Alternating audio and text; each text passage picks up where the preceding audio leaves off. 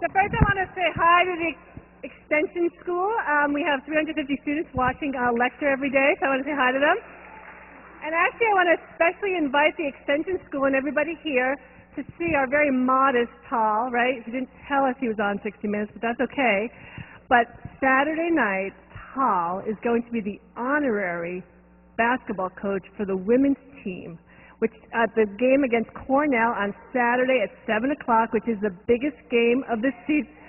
6 o'clock on Saturday, the biggest game of the season. We actually want to see every one of you here and everybody in Extension School at the game.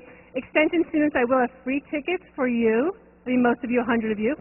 And so in honor of that, we have an honorary student and an honorary team, which is our very famous Kathy Delaney-Smith, the award-winning, most fabulous coach in the whole nation.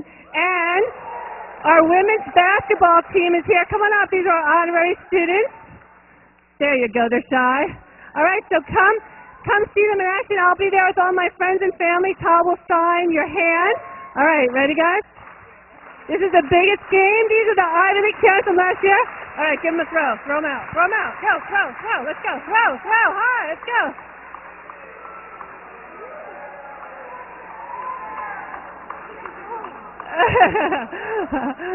All right, thank you. Thanks. I'll see you all on Saturday. Good luck. Thanks. Okay. I didn't plan this, but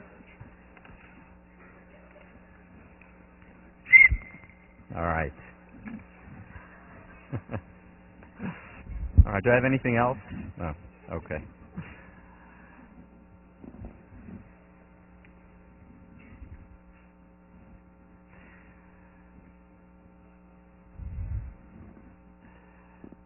Thank you, and thank you, and we're going to continue talking about gratitude.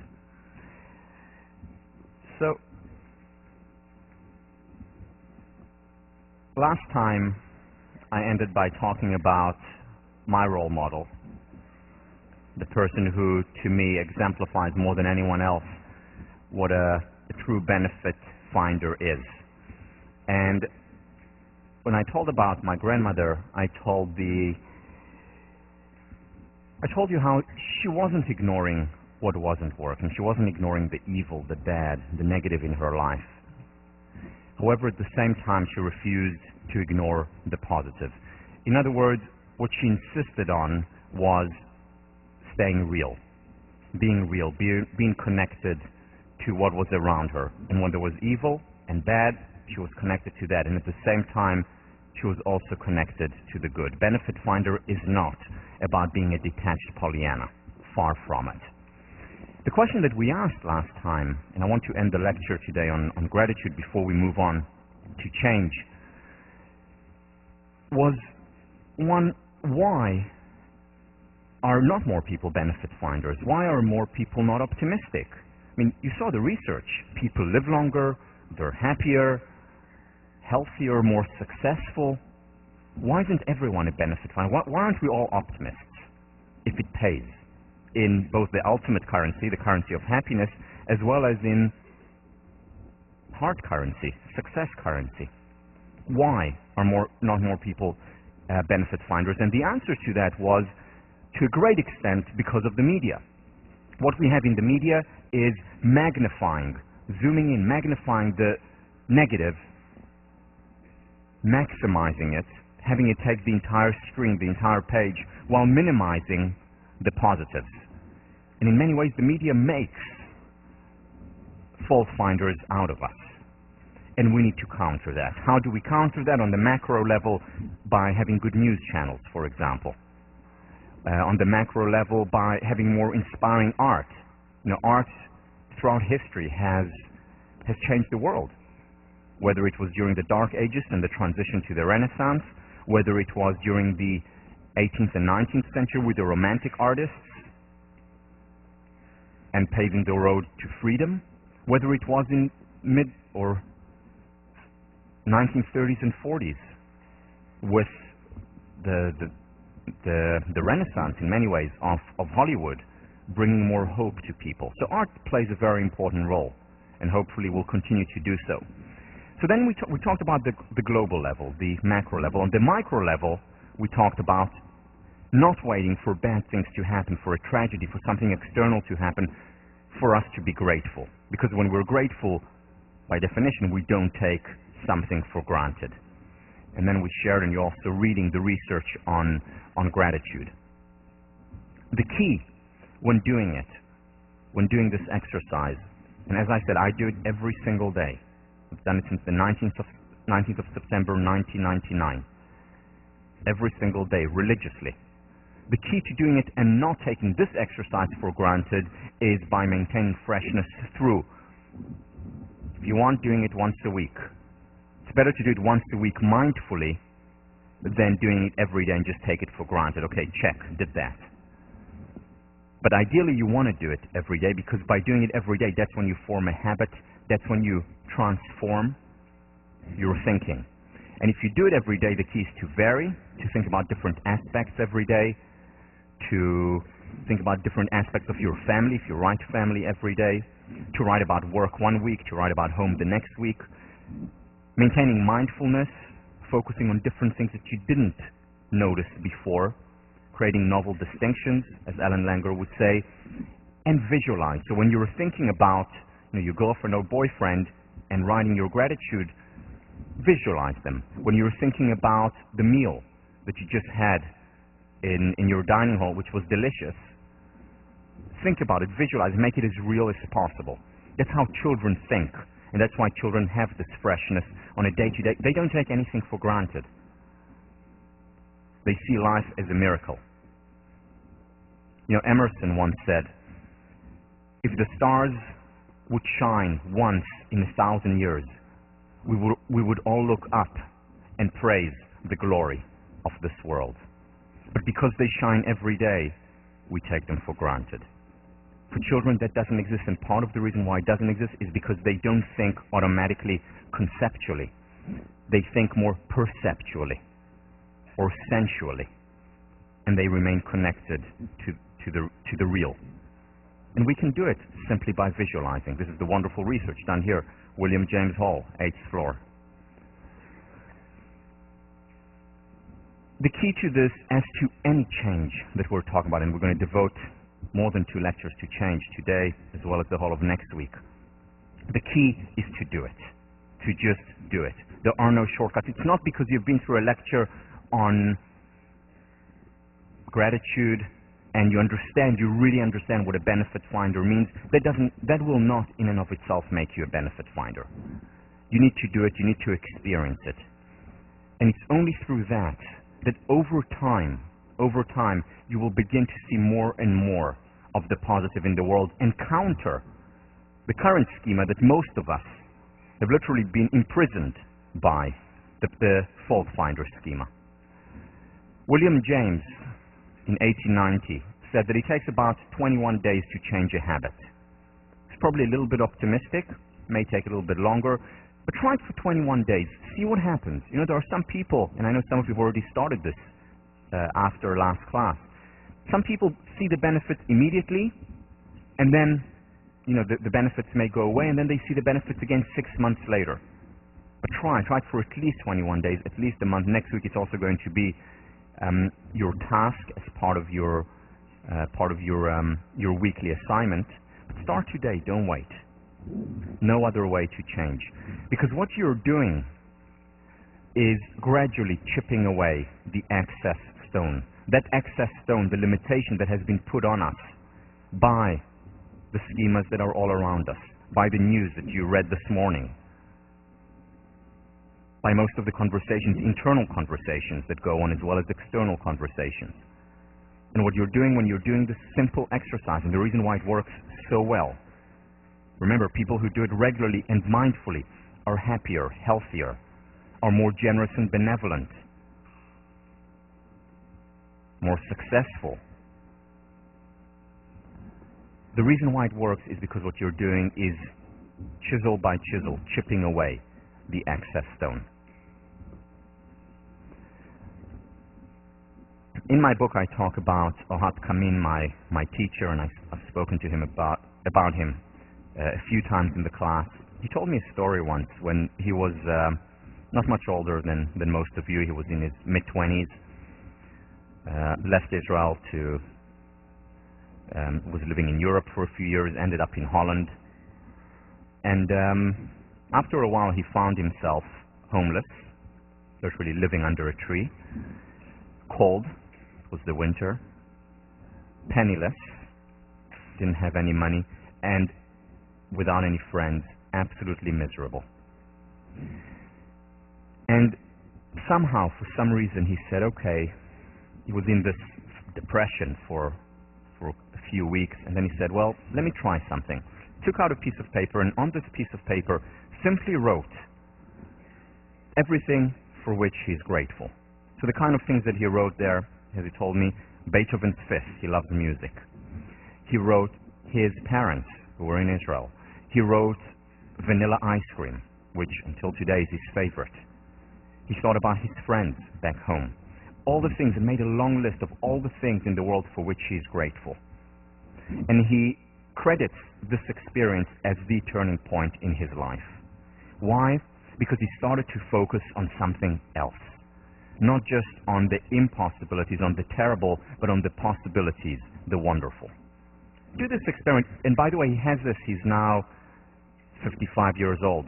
He has this piece of paper with him, crumbled but still there in his wallet, reminding him that there is so many wonderful things in the world. Just think about the kind of life that we're leading. Back only 200 years ago, who could afford to listen to their favorite musicians or to watch their favorite actors, favorite plays? Who could afford to do it? Only royalty, and even then they were limited in terms of which musician was in town or what players were in town. Today, we have it literally at the tip of our finger, whether it's on our MP3 or on our DVD player. Imagine, just think about the luxury that we're living in. Kings and queens did not live that kind of luxury. However, we get used to it, we adapt. And sometimes it's a good thing because we also adapt to difficult experiences. And the question is, how do we learn, in a sense, to eat the cake and leave it whole, meaning to adapt to the painful, but not to remain impervious or to become impervious, to become indifferent to the privilege that we have. How do we maintain the gratefulness? And it's by being mindful, by thinking about those wonderful things that we have, whether it's in a friend, whether it's in a movie we watch, whether it's in the lunch that we're going to have served to us in our house later. The gratitude exercise, one of the reasons why it's so powerful, because what we're doing is we're co-creating our reality. Most of the questions that we ask or are asked of us is, what's wrong? What needs to be improved?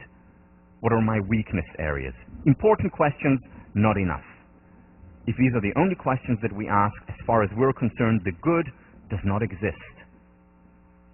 And when we ask, what am I grateful for, even if it's just once a day, that in and of itself creates, bless you, that in and of itself creates a new reality.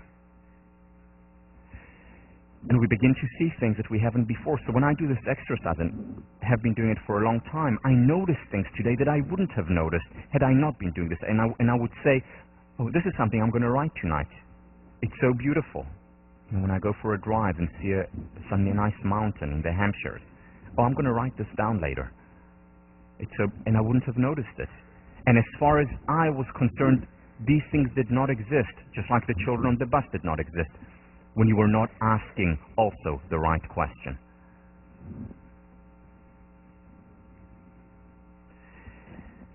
It's important to express gratitude, obviously, not just to ourselves, but also to others.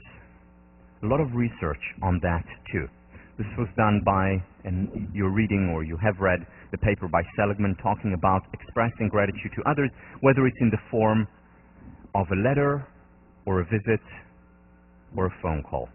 And the key with expressing gratitude, this is not just a thank you note. Dear Mom, thank you for being so great. Love me. That's not just a thank you note. It's sitting down and thinking, what can I be grateful for my mom? What has she done for me? What has she given me throughout all these years and really thinking about it. Or it's really thinking and saying, what did this teacher from 3rd grade do for me? Not just talking to my friends about, I had a wonderful English teacher in 3rd grade, but sitting down and thinking, what am I grateful for? What did she or he do for me that has contributed so much to my life, to who I am today? Or my roommate, who always goes out of his or her way to help. I'm really grateful. And to think about it, not just to, at the end of the year or over the summer, oh, you're great, you're terrific. Really think about what these people, the important people in your life, are doing for you and express it. Don't take that for granted. Don't take for granted the fact that they know how grateful you are. Yeah, of course mom knows, of course dad knows that I'm grateful and that they're terrific. Don't take it for granted. Express it. Again, either in a letter or by phone or in person. One of the most effective interventions out there today is expressing gratitude to others, especially this one. Writing a letter of gratitude and then visiting the person to whom you are writing and reading them the letter. Cheesy, I agree. A little bit embarrassing sometimes. You cannot imagine the kind of result that people get when doing just this gratitude visit. But even if you don't visit and you do feel self-conscious doing it, I do recommend doing it, but if you feel self-conscious, send a letter. Make that phone call, and before it, just think for a few minutes, what am I going to say? What am I really grateful for? Again, whether it's to your parents, whether it's to your friends, whether it's to your 1st grade teacher, just do it. Whether it's to your coach. The largest peak, boost, spike in well-being when we express gratitude to others. Quite remarkable if you think about it. And if you think about it further, it is a win-win, because obviously you get the benefit. This is what the research shows. We feel good when we express it, and the other person feels good too. They benefit a great deal, so you're creating a win-win, an upward spiral, because that person is then more likely to express gratitude to others. The best way to lead is by example. Be the change you want to see in the world, as Gandhi said. So you want people to be more grateful? Express gratitude to yourself. They're more likely to then take it on and express gratitude to others. So not only are you starting an upward spiral between you and that person, but also potentially between that person as well as others. Paying it forward, paying it forward. The downside of this intervention is that while it leads to a spike in well-being, that spike usually goes away after about a month. It varies. It can go away after a week or after 3 months. But the average, it goes away after about a month, the spike to our well-being. So the key, if you want to maintain the spike, is to do it regularly. Either once a week, once every 2 weeks, once a month, do it. You can do, 1 week a gratitude phone call and make it a ritual. The next week, gratitude letter. The week after that, a gratitude visit. Or something like that. Again, variety. Variety really helps here.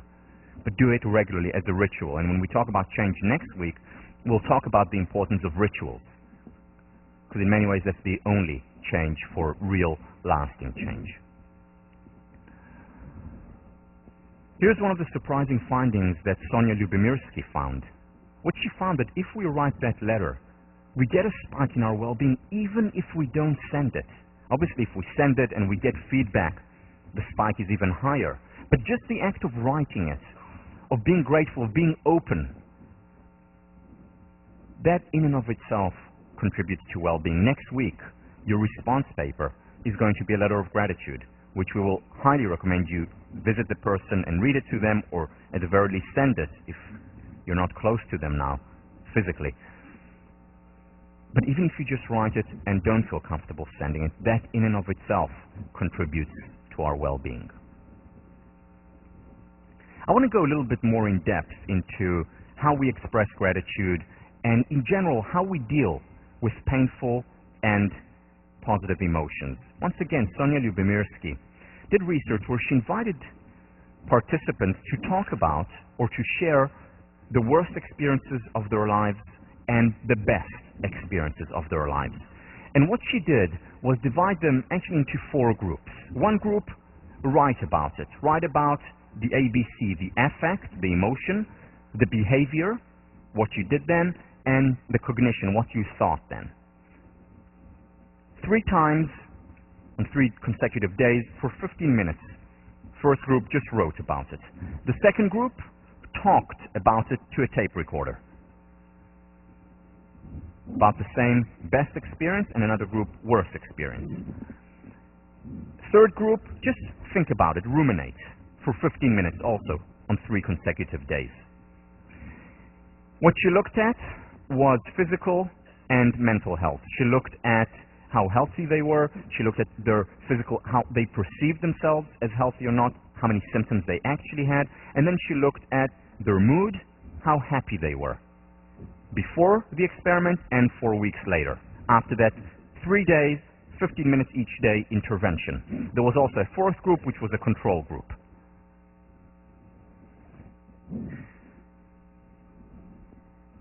Here is what she found.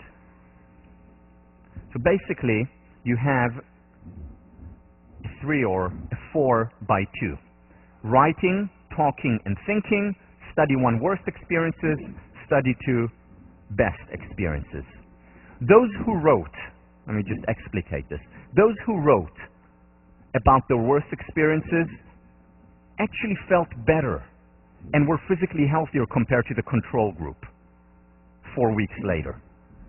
Those who talked about it to a tape recorder, remember about what they felt, about what they've been through, about what they thought at the time, what they're thinking now, 15 minutes, 3 days, actually felt better after talking about it. Those who thought about it, who ruminated about it, without talking, without writing about it, actually felt worse and were physically less healthy a month later. The second study, where they wrote about their happiest experience, we see the opposite trend.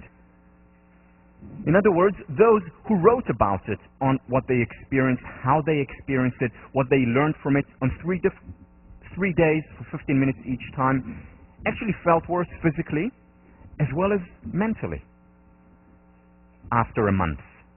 Those who talked about it, also about the ABC, the affect, the behavior, and the cognition, also felt better and were less healthy a month later. Whereas those who just thought about it, ruminated about their positive experiences, imagined it on 3 consecutive days, 15 minutes each day, actually felt better and were healthier a month later, 4 weeks later. So she ran a 3rd study to understand. This was a surprising result. It's not what she expected. So she ran a 3rd study to understand the mechanism, what is going on here. Why is it that when we write and talk about negative experiences, it makes us feel better and healthier, strengthens our immune system, whereas when we just think about it, ruminate it, what's going on here? Whereas the exact opposite is the case with positive emotions. And what she found was that there was a distinction between analyzing and replaying. When we analyze an experience, when we make sense of it, it helps. It actually helps painful experiences and negative experiences, which is why therapy helps. And what helps in therapy more than anything is less the technique, less the years of study that the therapist had, less the experience that the therapist has. These things matter, but not that much. What matters most is, are they empathic? In other words, are they good listeners? So when we feel like we can talk and analyze about painful emotions, we feel better. We're physically healthier. When we simply sit down and ruminate about painful emotions, without making sense of it, we get very often into a downward spiral. We narrow and constrict. We feel more sad. We narrow and constrict even more. Remember the Barbara Fredrickson studies? And so on and so on. In contrast, we're not sure why, when we analyze a positive experience, really analyze it and try to understand why it happened and so on, and we do it 3 consecutive days, it actually doesn't help. We don't understand why, but maybe it's because it takes out the fun, the spontaneity from the experience. However, when we just ruminate about the positive experience, just think about it, then it contributes to our well-being. The gratitude exercise is about replaying the experience. It's exactly that. In other words, it's thinking about our happiest experiences of the day, which leads ultimately to positive outcome. So what is this saying about the permission to be human? How is it different? Because the permission to be human is also very much related to being happier and healthier in the long term. Well, here is the difference. With the permission to be human, we give ourselves the permission to experience the emotions. For as long as necessary, if we just lost someone, it will be much longer than if we just didn't perform so well on a test. But we give ourselves the permission to experience the experience. And then we ask ourselves, so what would be the most effective way to act now? And one of the most effective ways to act would be to share that experience. One of the most effective acts would be to just write in our journal. That is active acceptance. Not just ruminating and staying there with this painful emotion. Now, one of the things that I thought about it also in the context of my grandmother's experience is, why is it that, and we'll talk about PTSD in a few minutes, why is it that so many people in the United States coming back from Vietnam, 30% of Vietnam vets experienced post-traumatic stress disorder? It affected their entire lives. Whereas people who have been through the Holocaust know no less terrible experiences, very often much worse experiences. People who have been through the Holocaust, percentage-wise, there are far less people who have PTSD, post-traumatic stress disorder. Why this difference? I mean, I know in Israel, 50% of the older population, when I was born, 50% of the population were Holocaust survivors. I didn't see much post-traumatic stress disorder there. Whereas again, 30% of Vietnam vets have PTSD. The jury's still out to see how many of the second Iraq War will come back with PTSD. But the numbers are going to be staggering too. Why? What's the difference? And I think this explains the difference. You see, Vietnam was not a popular war. Many of the vets who came back to their homes, to their country, didn't talk about it openly. They kept it inside them. And what they did was they were right here. They were thinking about some of their worst experiences, replaying it in their minds over and over and over again. And the situation just got worse and worse and worse.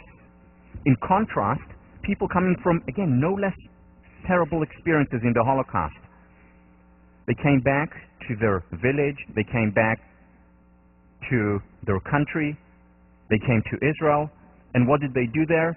They talked about it. They talked about their experiences, most of them, not all, most of them talked about their experiences with their friends, with their family, constantly talked about it. They were here. And over time, it helped them move on and continue. So the best advice from this study, and you know that. Again, we know, as I told you, I'm not going to teach you much new in this course.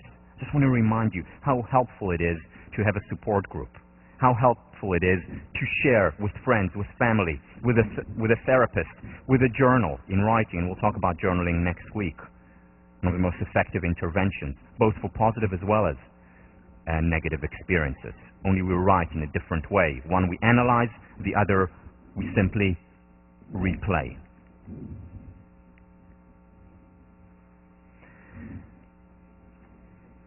Being grateful shouldn't wait for Thanksgiving. We shouldn't wait for just once a year, that November date when we express gratitude, when we go around the table and say what we're grateful for. It should be a habit. A, because it works, it helps, and B, because it's moral. This gets to a point that I'll repeat throughout the course, where the moral is also the practical. The practical, in most cases, is also the moral. They go hand in hand. David Stengel-Rast, the book that I mentioned last time, we live in a given world. What brings fulfillment is gratefulness, the simple response of our heart to this given life in all its fullness. Again, just like a child. The poet, Galloway Kinnell, to live and die in gratefulness, if in no other virtue. And Cicero, gratitude is not only the greatest of virtues, but the parent of all others. Why is it the parent of all others? I thought about this sentence a lot, which I love, but Why? Because if you think about it, if we're not grateful, then we take things for granted. If we're not grateful for the good things in our lives, it means we're taking them for granted. And then we're blind to them. Then, as far as we're concerned, they do not exist. Now, what makes virtue virtuous? It's the good. And if there is no good in our world, then that takes away the virtue from being virtuous. That is why I think what Cicero was talking about when he meant it is the parent of all virtues.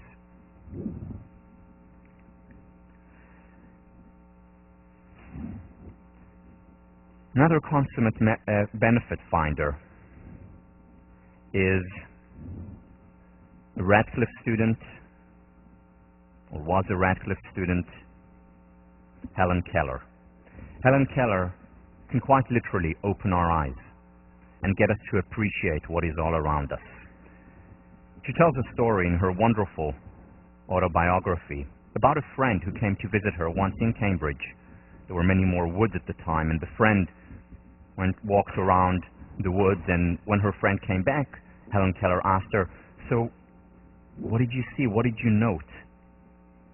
To which her friend responded, "Well, nothing in particular." And Helen Keller responds to that nothing in particular in her autobiography. Let me read. "I wondered how it was possible to walk for an hour through the woods and see nothing of note. I, who cannot see, find hundreds of things. The delicate symmetry of a leaf, the smooth skin of a silver birch, the rough shaggy bark of a pine. I, who am blind, can give one hint to those who see. Use your eyes as if tomorrow you will have been stricken blind. Hear the music of voices, the songs of a bird, the mighty strains of an orchestra, as if you would be stricken deaf tomorrow. Touch each object as if tomorrow your tactile sense would fail. Smell the perfume of flowers, taste with relish each morsel, as if tomorrow you could never taste or smell again. Make the most of every sense. Glory in all the facets and pleasures and beauty which the world reveals to you."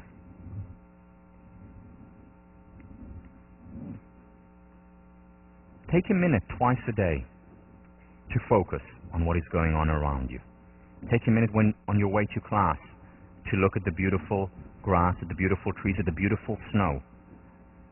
Take a minute in the evening to reflect and think about the day you had and to write down the things for which you're grateful. Today over lunch, just bite a little bit slower than you do normally and taste, experience the taste, because it is a privilege to have the food that we have. It is a privilege to have the friends that we have, the family that we have, and we shouldn't take that privilege for granted. Because what we don't appreciate, unfortunately, depreciates. And we don't need to wait for a threat, for a tragedy, for us to appreciate what's all around us and within us. What reminds me constantly, my surrounding, the reminder that I have always in front of my eyes, is a picture of my family, and particularly of my grandmother in the middle. And here is my grandfather, who saw her coming in, stooped, ill, and took her into his arms. I have this picture in my office. Look at it all the time to remind me. I would have told you the story now, which comes at the end of the lecture, but I know that when I tell the story, it drains me so much, I don't think I would have been able to go on. So I told you at the end of the lecture last time. But this is my reminder. This is what primes me, creating a positive environment, what primes me and reminds me to be a benefit finder. So here's what I want to do now. What I want to do now is take a time in. The first time in of the semester, not the last one. Time in where you have a chance to look inside yourself, to reflect. And you'll have an opportunity in sections as well, but I want to do it now in this room. I want you to take just a couple of minutes to think about and write down mindfully the things for which you're grateful, the wonderful things in your life. So take 2 minutes to do it.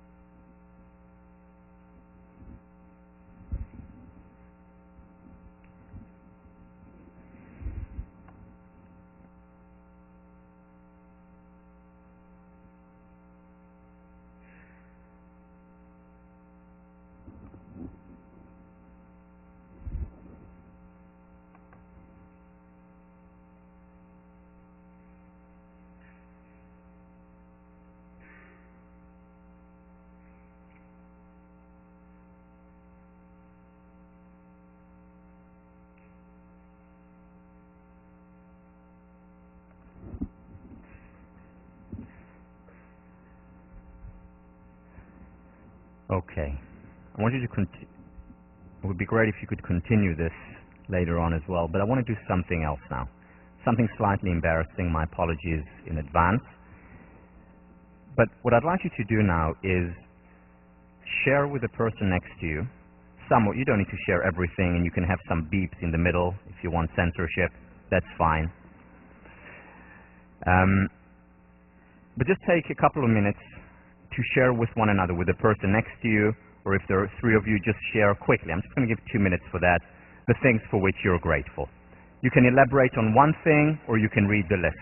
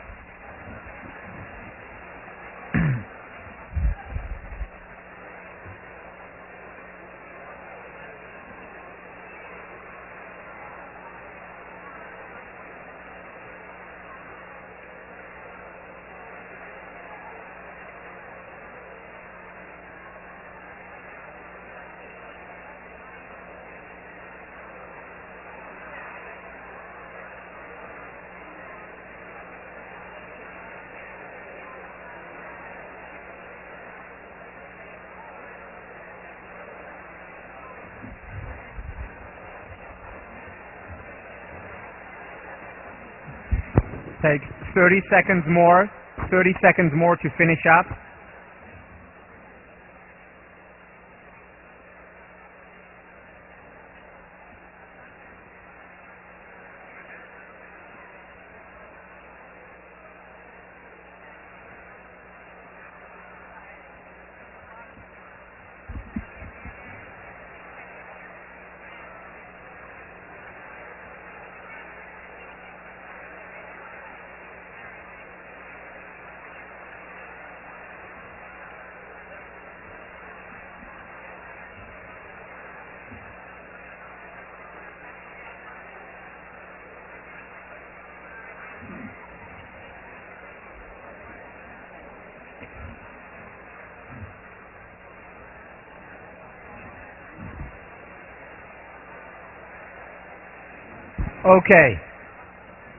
Okay.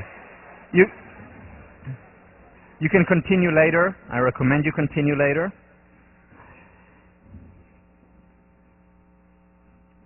Very simple intervention that goes a long way. If we just learn to focus on the positive, we co-create a more positive reality.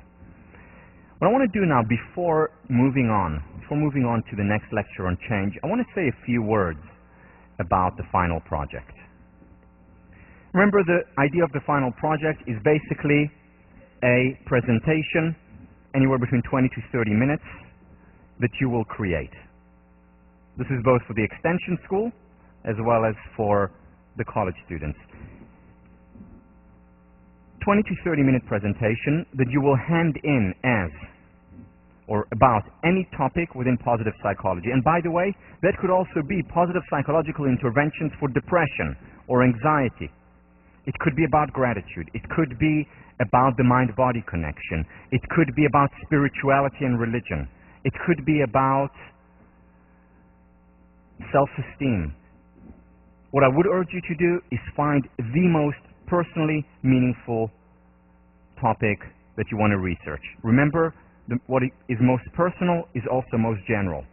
So if you are very much interested, passionate in spirituality, do that. If you really want to understand more and be able to apply to your life more positive psychological interventions for, I don't know, public speaking anxiety or whatever it is, do it on that. The more personal you'll get in that paper, the more you'll get out of it. You will hand it in as a written text. 20 to 30 minutes is about 10 to 15 pages of text, and this is what you will ultimately hand in. You will give both a written text as well as slides. We're not going to grade you for how beautiful and how amazing you are at PowerPoints, but we do want you to hand in slides that will be the outline for your talk. Now, the only part of this that will actually be graded is what you hand in at the end, meaning the text of your lecture.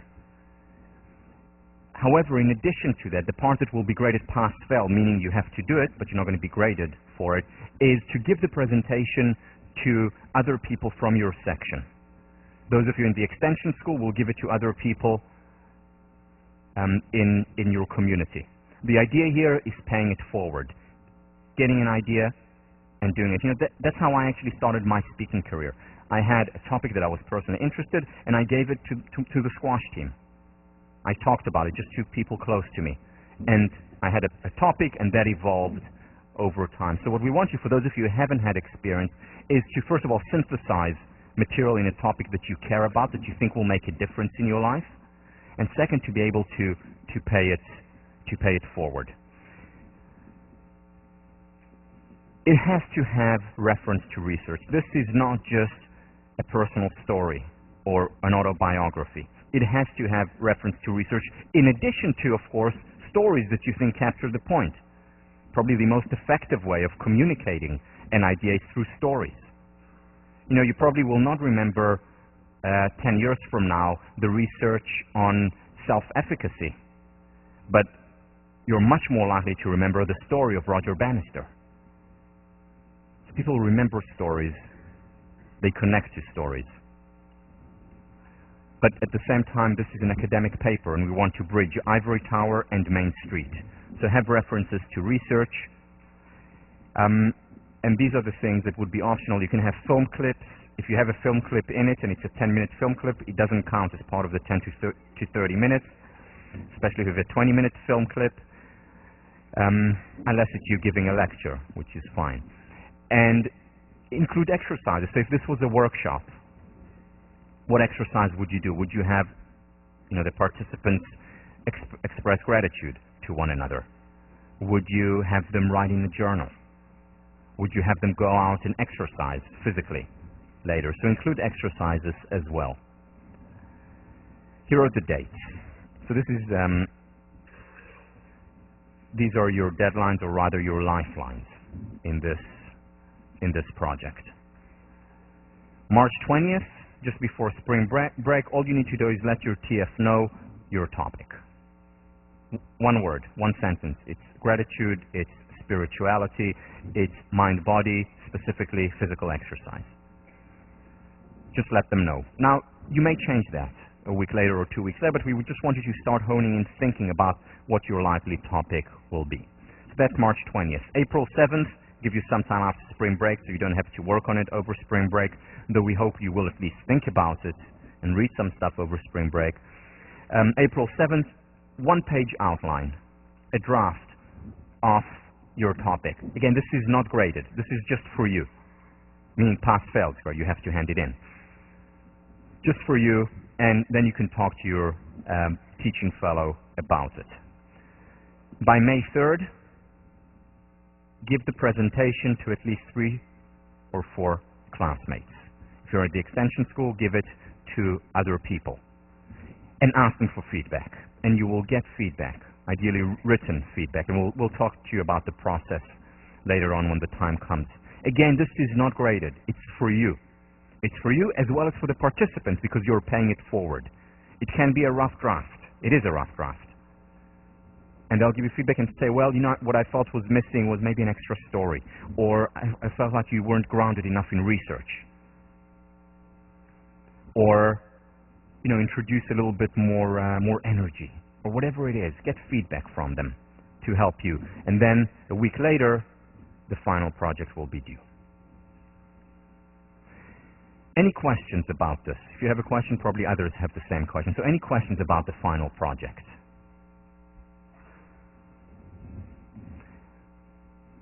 Okay, think about it. Yes, question.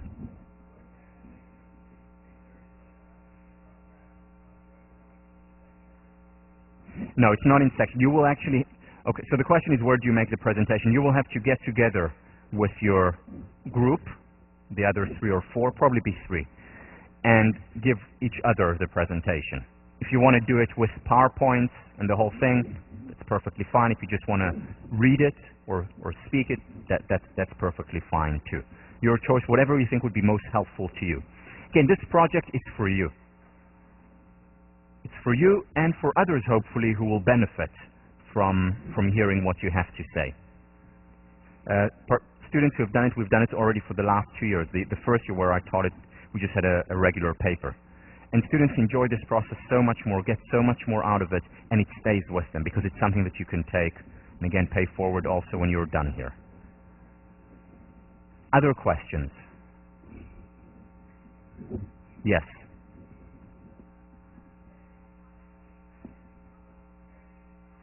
Yes.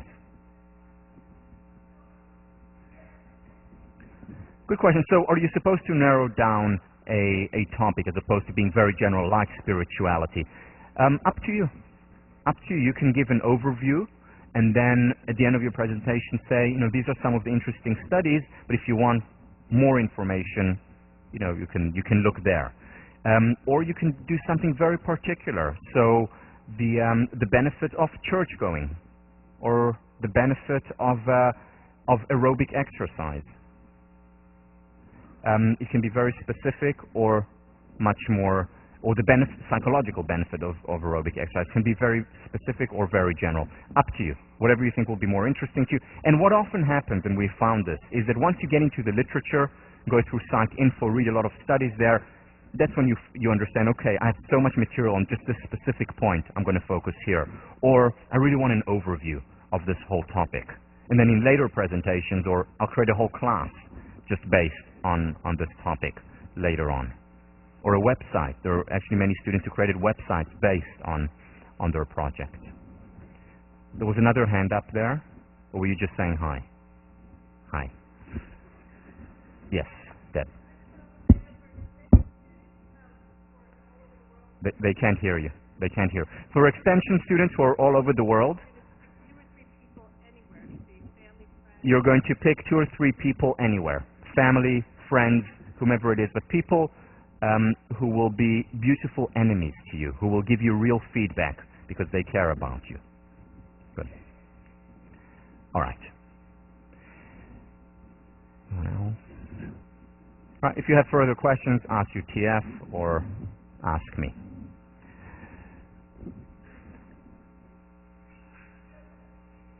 Bless you.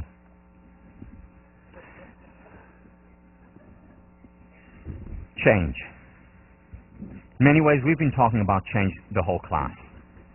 This class is about change. As I said on the first class, I wouldn't be teaching it if I didn't think people could change. And when I talk about change here, I'm talking about different levels. Whether it change in terms of introducing a habit. I want to start exercising 3 times a week. Why? Because as you'll see a few weeks from now, exercising 3 times a week has the same effect as some of our most powerful psychiatric drugs.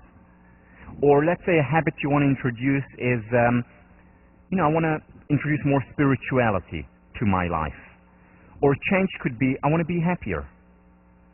I want to experience less anxiety, general anxiety or specific anxiety before tests. Whatever the change you want to introduce in your life, there are certain patterns, certain approaches that work, certain approaches that don't work. And what we're going to do in the next 2.5 classes is differentiate what works and what doesn't so that you can apply it to your life. So first of all, we've talked a lot about change. Let's recap some of the things that we discussed. First of all, on the second class we've already mentioned this. The change is hard. And there are a lot of studies to show how hard change is. The twin research, remember the conclusion, trying to change your happiness is as difficult and futile as trying to change your height. Now, even though they went back on their word and they said, well, it's not really impossible and futile, still, what they did show in their studies is that it is very hard. The twin studies, happiness is a stochastic phenomenon. Then, Daniel Gilbert's work on effective forecasting. Yeah, we experience an up after we get tenure or after we get into Harvard, and we experience a down when we're rejected by Reno or whatever it is. But then very quickly we go back up to our base level of well-being.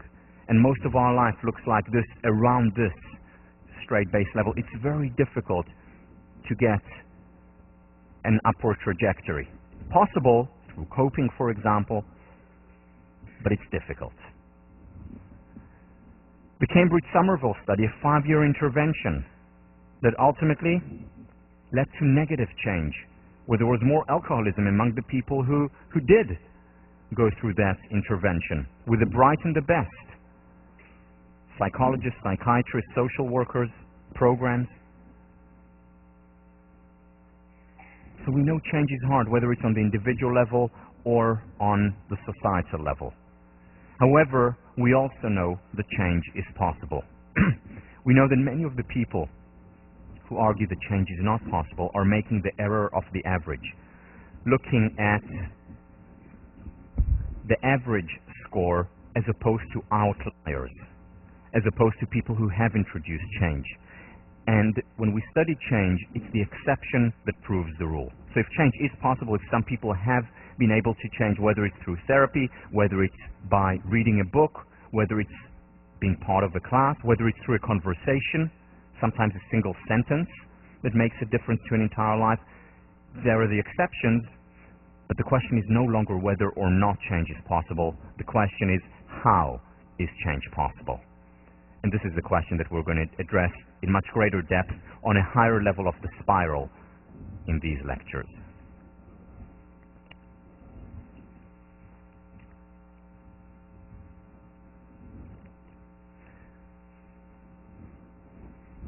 What does change look like? Let's go micro here. Let's go to the brain level. How does change actually look like? What happens in our brain when change occurs. Until 1998, neuroscientists thought that the brain was essentially fixed. We were born with certain neurons, with certain pathways. The brain doesn't grow, doesn't change past the age of, say, 3. Maybe first few experiences the brain still changes, evolves, but after the age of 3, no change. And this theory, which was held until 1998, I mean, that's not so long ago, this theory gave credence and was actually proof positive for happiness as a stochastic phenomenon. You're born with certain genes, you're born with certain inclinations, with certain neural pathways. You have few experiences that really affect you a great deal, as Freud argued, and then the rest of your life you're going to just fluctuate around that same level. No change. That was until 1998. In 1998, scientists started to notice that the brain actually does change, and they came up with the concept of neuroplasticity. Neuroplasticity. Our neurons are plastic, they change. Not only that, not only do the pathways change in the brain, and we'll look at them in a minute, but also they came up with another concept, which was neurogenesis. Neurons develop, are created throughout our lives until the day we die, potentially. So it's not the fact that we're born with a certain number of neurons and it's downhill from there, as conventional wisdom had us believe, as many people still believe today. No, neurons develop and grow, emerge throughout our lives. The brain, it turns out, in many ways is like a muscle. Use it and you don't lose it. Use it and you generate, you build the muscle up. And the question is, how do we use it so that it becomes an assistant, in a way, help toward becoming happier? So let's look at what the brain actually looks like. What it looks like is that there are millions of channels inside, neural pathways, connections between different neurons in the brain that look something like this. As you can see, some are very thin, are relatively new, some are much thicker, much more established. And the way it works, in many ways, is like in nature. You have large rivers, large channels, and you have tiny rivers and tiny channels. And what happens is that every time a connection is made between neurons, in other words, your thought pattern follows a certain path, that path grows, just like a river. Every time the water passes there, it gets this much wider. And when there is no water there is no work being done in the neuron, metaphorically speaking, it shrinks a little bit. So neural pathways grow with use, and they shrink when there is no use. If it's something that a new neural pathway that was just created, because remember, there's neuroplasticity, neural pathways are created constantly, there is neurogenesis, new neurons are created constantly. Initially, it's very thin. Let's say, for example, I study French, and I learn a new word.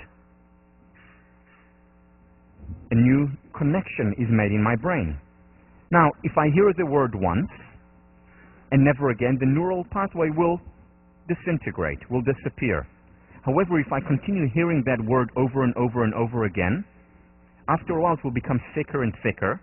Again, this is a way oversimplification of the real process, but it will become thicker, and then I will remember it for the rest of my life. It will be established like a river that is established, as opposed to a tiny stream, a trickle that can disappear in a day. And here is the key aspect for understanding how we can change our thought, how we can change our well-being, ultimately. The neural pathways are self-reinforcing, just like rivers are. Think about it. When it rains, when there is a downpour, the water gravitates toward the existing rivers, toward the channels, toward the drains that we have built. It's much less likely to create a new river or a new stream where there was nothing before. So an experience is much more likely to gravitate to already established neural pathways and strengthen it further, as opposed to create new neural pathways. Which is why if we want to remember something, it's very good to make connections to other things, to existing neural pathways, to existing memories. Let me explain this again, because this is important to understand. Because understanding this can actually, this is something that Carol Dweck, professor at Stanford, showed. Understanding this neuroplasticity, understanding how we actually can change, can make us more likely to succeed. And one of the ways of success is to actually become happier. So it's important to understand. An established neural pathway attracts more action. And it attracts more action and gets thicker. Something that's not established, a tiny little stream, is more likely to be just wiped away. As it grows more, it's much more likely to stay, not just stay, grow even more. It is self-reinforcing. And this is what habits are. When something is reinforced over and over again, it becomes a habit. For example, you play tennis and you hit the forehand over and over and over again. Initially, you have to think about it. You have to concentrate. You have to, maybe cock your wrist a little bit, maybe understand exactly where you stop the racket. But after a while, after doing it hundreds or thousands of times, you don't need to think about it anymore. It's already grooved. And the word that they use is grooved specifically because you've essentially created a new channel. And whenever a ball comes toward you, automatically, you don't even need to think about it. It gravitates. Your mind gravitates toward that particular path or paths, many paths, that tell you, lift it up and hit. It's automatic. Same with music. And what they have shown is that people who practice music regularly or practice a sport regularly, their brain actually changes its shape. More neural pathways are created around these areas that mean, let me play a C now, or let me move my fingers in this way, based on something that I see on the page. Certain neural pathways are created, and the brain actually becomes thicker in these areas, where more experiences flow, and the more we do it, the more they flow, until it becomes grooved, and I don't need to think about how to play a C minor. It's automatic. They did research, and this was the first research, or one of the first research projects, where they found that the brain actually changes. They took taxi drivers, or freshly minted taxi drivers from London, and what they had to do to get their certificates and their approval, they had to study the map of London. Now, the map of London is much more complicated than studying the map of New York, those of you who have been to London. But they studied and they spent a lot of time, and what they found was that their brain, part of their visual cortex, actually changed from before they started to study the map of London to after. Because they were working that part of the brain, they had experiences, and these experiences created grooves inside the brain. So when someone said, Oxford Circus, immediately they knew what street they need to take to Oxford Circus. Their brain actually became bigger. It changed. There is neuroplasticity. And that's wonderful news. It's really wonderful news because it means we have control and we can introduce change. Now, in our brain, there are both healthy and unhealthy pathways. So, for example, some of the negative channels may be one of a consummate warrior, someone who worries a lot, that every time something happens, immediately they gravitate toward, okay, so what does that mean for the future? Or what does that mean now for my prospects? Or what does it mean for today? Constantly worrying about things, even good things very often. They immediately interpret it as something to be worried about. Or fault finding. That's pathways in the brain where I look for, again, they're self-reinforcing, I begin to look for in my world for things that go wrong.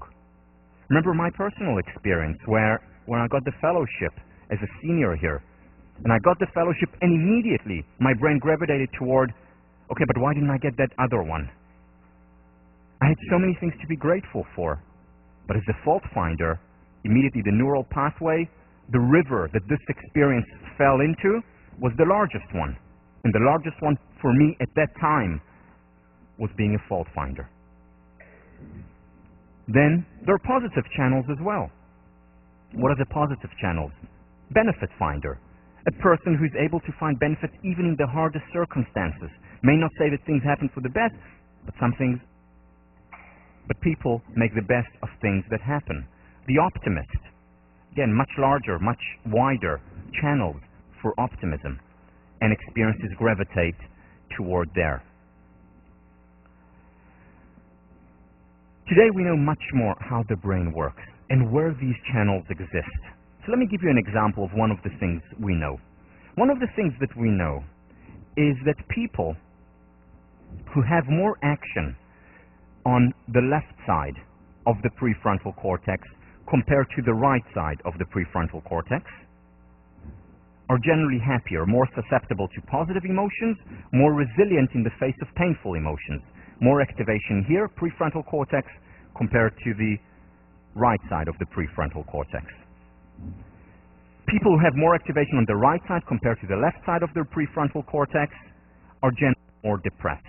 Now we know that today because we have fMRI, because we have EEG, we can see how much the brain works on each side. But we knew that already hundreds of years ago. We knew that this side was associated with positive emotions, and more activation on this side, on the front, is associated with painful emotions. How? Because when people, for example, were in an accident, and the accident happened to them, and the left side of the prefrontal cortex was damaged, very often they became more depressed because they had more activation on the right side as a result, in comparison.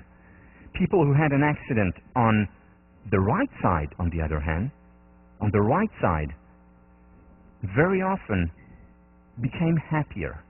Now, I don't recommend this as an intervention. Don't try it at home without your parents or with your parents. However, if you walk in the street and you happen to fall, it's always better to fall this way. So just keep that in mind.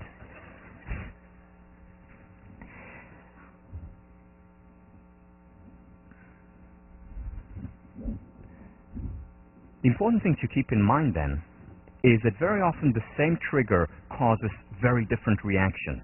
Again, the world is not just the external world, it's also the internal world. Remember, to the same mind, as Emerson said, the same world can be a heaven, or to different minds, the same world can be a heaven or a hell. Depends where that experience gravitates towards. Over the years, I've become much more of a benefit finder through the exercise, through thinking about it, by writing, keeping a journal, by physically exercising. I've become much more of a benefit finder. I've done a lot of work in that. One of the great fortunes of my life is that I married a consummate benefit finder. Tommy, my wife, doesn't have to work that hard at it. So, for example, we would come back from a party, and there was someone at the party who couldn't stop talking. Have you encountered a person? Well, couldn't stop talking, and I'm just about to tell Tommy, this person just couldn't shut his or her mouth. And what would she say before I opened my mouth? She said, see how wonderful that person was, and he or she is so passionate about what they do. So for me it was talkative, for her it was passion. Again, automatic going there. There is a genetic set point, and we'll talk about the genes, that lead some people to be much more benefit finders than others. But at the same time, we can work on it. We can work on it pathway by pathway. And what we're doing there is quite literally transforming the brain. We'll talk about during the week on mindfulness, on meditation, that meditation, for instance, regular yoga, actually changes the pathways in our brain, makes us more active on the left side compared to the right side, thus making us more susceptible to positive emotions, more resilient in the face of painful emotions. We can change the brain, neuroplasticity and neurogenesis. We're going to talk about two types of change in this next week. The first type of change is the gradual approach.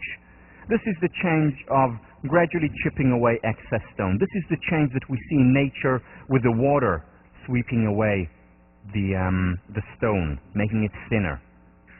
Over time, making it smoother. The gradual change. This is the change that we mostly see in the world. It's the healthy change.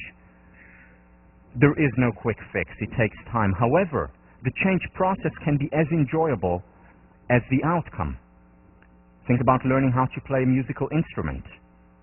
It takes time, and it's, by the way, the same process, because we are creating new neural pathways in our brain when we learn a musical instrument. We can enjoy the process, the 10 years that it takes us to get to play in a concert in Leverett, JCR. We can enjoy the process of getting there before we're there. So the change process in and of itself can also be fun. We can enjoy the journey as well as the destination. It takes time, a lot of time. Then there is also the acute approach to change. You know, if the metaphor for the gradual change was the water breaking down stone, the metaphor for acute approach is taking a sledgehammer and breaking the stone. You know what Moses did. The acute change doesn't take as much time. It happens immediately. But the important thing to keep in mind with the acute change is that it's not a quick fix. The acute change very often takes a lot of preparation. Metaphorically speaking, you need a lot of strength to pick up that hammer and to have the power to put it down. So it takes time. Both take time. And that's important to keep in mind. Why? Marty Seligman. The belief that we can rely on shortcuts to gratification and bypass the exercise of personal strength and virtue is folly. It leads to legions of humanity who are depressed in the middle of great wealth and are starving to death spiritually. This is one of the main reasons for the unhappiness in the world today. I alluded to it, but I want to elaborate a little bit more before we end. How many here have read, by the way, the 7 Habits of Highly Effective People, Stephen Covey? Okay, quite a few. It's a wonderful book, one of the best, if not the best, self-help books out there. Stephen Covey, at the beginning of the book, talked about the research that he did for his PhD, and what he did was look at the success literature of the last 200 years. And what he found was that there was a real cutoff point in 1930. Until 1930, 19th century and beginning of the 20th century, self-help was about character change. It was about changing who you are from the inside. It was about struggle and hard work and failing and getting up again, going through hardships and changing step by step, slowly, gradually. 1930, radical change. From character change, it became quick fix. Think and grow rich. How to win friends and influence people. Do it now. The secret. Quick change, immediate change, easy change. And from the 1930s, what we see is a decline in people's levels of well-being. Much more depression, much more anxiety, and one of the reasons is that people hope and believe that they can find the quick fix. There is no quick fix. It takes time. It takes time to change. However, the change process can be as enjoyable, as fun, as exciting as ultimately achieving the change. And next week, we'll talk about that wonderful process. Have a good weekend.